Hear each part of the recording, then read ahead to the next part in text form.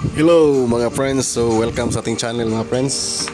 So meron tayong unit dito. Ito ay isang LED TV from Japan. Yes, Panasonic Japan.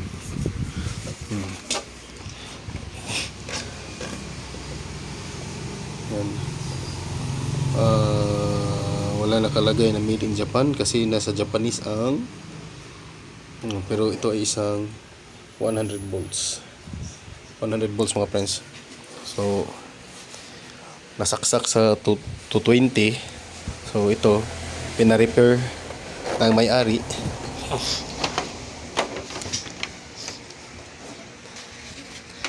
Tapos kinonvert na natin sa 220 din. So pwede na siyang isaksak sa 220. So ang ginawa natin mga friends, pinalitan natin yung kapasitor. Tapos itong ano niya,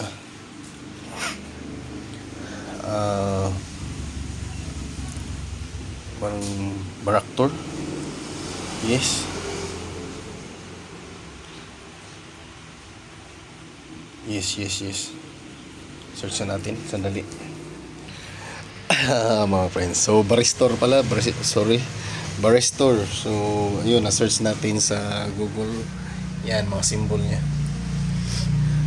Baristor. So ang ano kasi kanang confusing kasi baristor, baraktor, ganyan.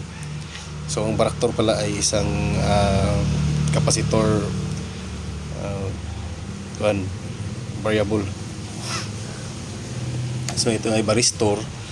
Then ito ay nagso-short kapag nag-over voltage. So ang nilagay dito is 220. So kapag mostly sa mga TV, nilagay dito is 110 voltage na baristor. Pag na isaksak sa 220, nagso-short ito, nagko-cause na open ang fuse. But ang nilagay nila is pang 220. So kahit nasaksak siya sa 220, hindi siya nag-short, hindi na open ang fuse. Okay lang. Ang nangyari is nasira yung kapasitor. So pinalitan natin ng kapasitor.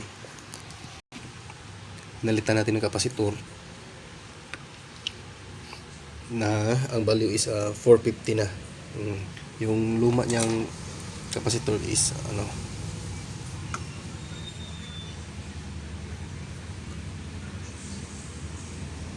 180 volts. 180 volts, ito 450 na. So ayan, na normal pa rin kahit nakasaksak na sa 220 kasi meron naman siyang feedback. Switch mode kasi ang power supply niya. So ang kanyang circuit is 90 to 240 volts range. So ayun, dito lang sa kapasitor na problema nang naisaksak sa 220 kasi 180 lang. 180. Yes, 180. Tapos yung voltage pag naisaksak sa 220 is aabot na ng 300. So yun, nasira yung kapasitor at nag-cause ng flickering and smoke. So ngayon pinalitan natin ito. Ito lang yung ginawa natin mga friends. Na okay na siya. Yan.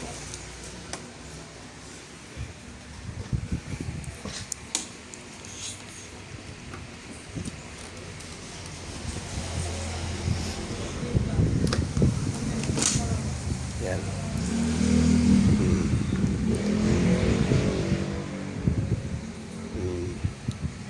Nag-display na.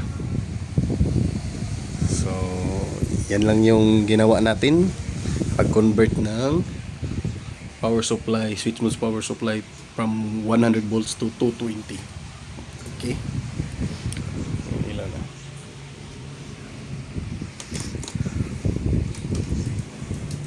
Tapos ang TV na ito ay isang paid na. So salamat sa panonood. Yun lang po. Ito lang yung babantayan ninyo. Ito na pisa baristor. Kasi ito yung kadalasan pag ito ay 110, tinatanggal ko lang ito. Pero pwede siya sa 220 kaya hindi ko na tinanggal. Pinalitan na lang natin ng kapasitor. Okay? So God bless. Happy New Year to everyone. Salamat sa panonood.